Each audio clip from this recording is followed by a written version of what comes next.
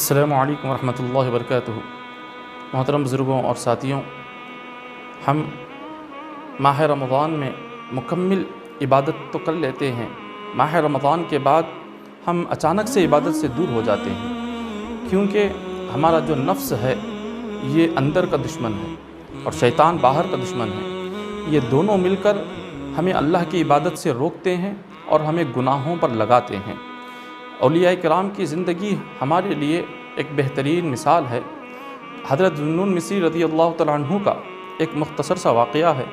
حضرت ذو النون مصری رضی اللہ تعالیٰ عنہ نے 10 سال تک کوئی لذیذ اور مزیدار غذا نہیں کھائی، جو لذت والا، زبان کو مزے والا جو کھانا ہو، آپ نے 10 سال تک نہیں کھایا۔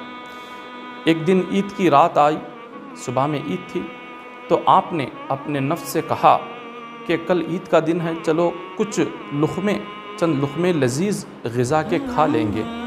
اپنے نفس سے کہا اگر کل تمہیں لذیذ غذا کھانی ہے، مزیدار کھانا کھانا ہے، آج رات 2 رکعت میں ایک قرآن ختم کرنا ہوگا۔ تو عید کی رات حضرت ذو النون مصری رضی اللہ تعالیٰ عنہ نے 2 رکعت میں ایک کلام پاک ختم کر دیا۔ صبح ہوئی تو آپ کے جتنے معتقدین تھے، مریدین تھے، آپ نے انہیں سنایا تھا کل عید کا دن ہے، کچھ مزیدار کھانے لے کر آؤ۔ تو آپ کے مریدین کچھ مزیدار کھانے لا کر آپ کی خدمت میں پیش کر دیے۔ آپ نے ان کھانوں میں سے ایک لقمہ اٹھایا، اپنے منہ کے قریب لے گئے، پھر واپس آپ نے رکھ دیا۔ اپنے مرید سے کہا کہ اس کو لے کر جاؤ، میں نہیں کھاؤں گا۔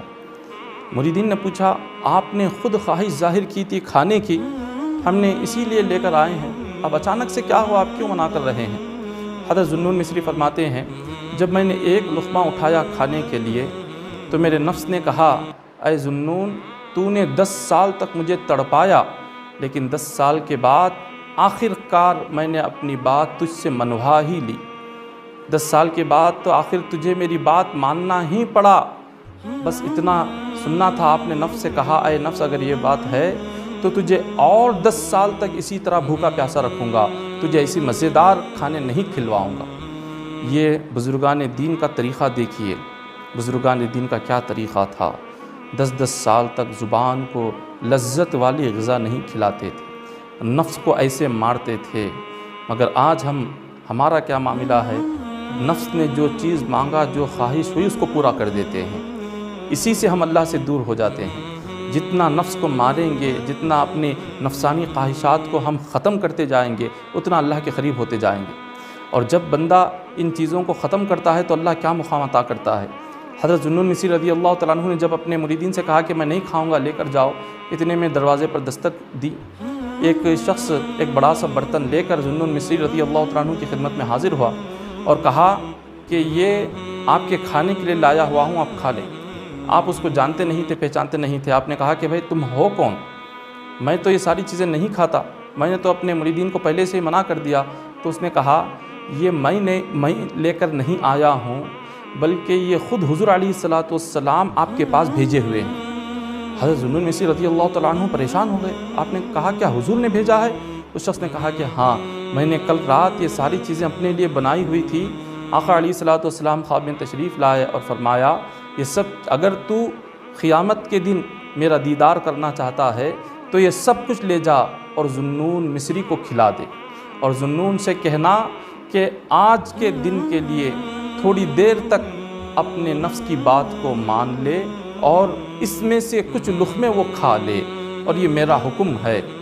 حضرت ذو النون مصری رضی اللہ تعالیٰ عنہ نے جیسے ہی حضور کی یہ بات سنی، آنکھوں سے آنسو جاری ہو گئے۔